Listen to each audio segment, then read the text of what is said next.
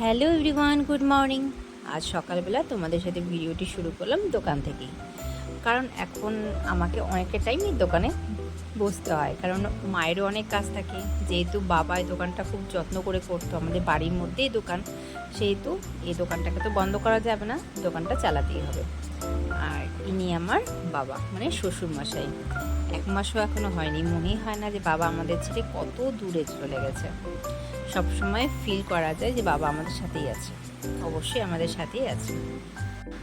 আর যেহেতু আমাকে সকালবেলা একটু দোকানে বসতে হয়, সেজন্য শ্রুতিরাজও খেলনাপত্র নিয়ে চলে এসেছে। দোকানে বসে ওকে খেলতেও থাকি, কোনো সময় পড়াতেও থাকি।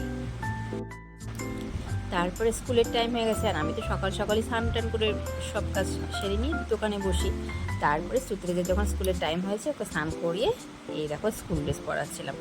আর এই কয়দিনে না এত দুষ্টু হয়েছে, না এত দুষ্টু ছিল না জানো তো, কিন্তু ওর দাদান চলে যাওয়ার পরের থেকে ওর দুষ্টামিটা আরও বেড়ে গেছে। মানে এতদিন বাড়িতে অনেক লোকজন ছিল তো, মানে তাদের সাথে সবসময় থাকতে থাকতে ওর অনর্গল কথা বলতে থাকে সারাদিন। আর এত হাতে পায়ে চঞ্চল হয়েছে যে ভাবতে পারবে না। ওকে নিয়ে আমি এখন পাগল।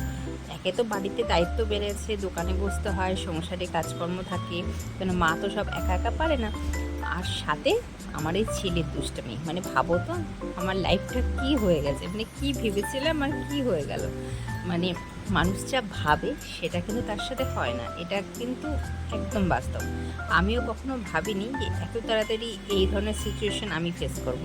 আমার বাবা গেছে, এখন আরেক বাবা ছিল, সেই বাবা আমাদের ছেড়ে চলে গেছে। বাবা চলে যাওয়া মানে মাথার থেকে ছাদ সরে যাওয়া।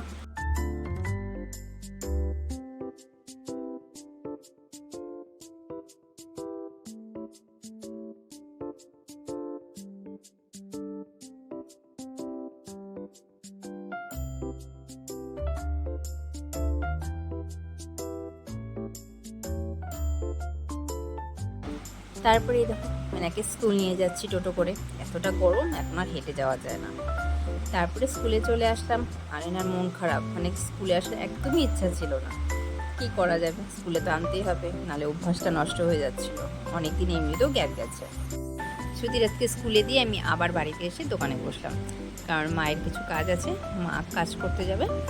আর ওই সময়টুকু আমি বা আমার যা সবাই মিলে একসাথে দোকান করি। তারপর স্কুল থেকে এসে বিকালবেলা দেখো ঘুম টুম থেকে উঠে সন্ধ্যাবেলা আলসামি দেখাচ্ছে, কোনো মতেই ঘুম থেকে উঠবে না। আর এই প্যাসিফায়ারের অভ্যাসটা কিছুতেই কাটাতে পারছে না জানো তো।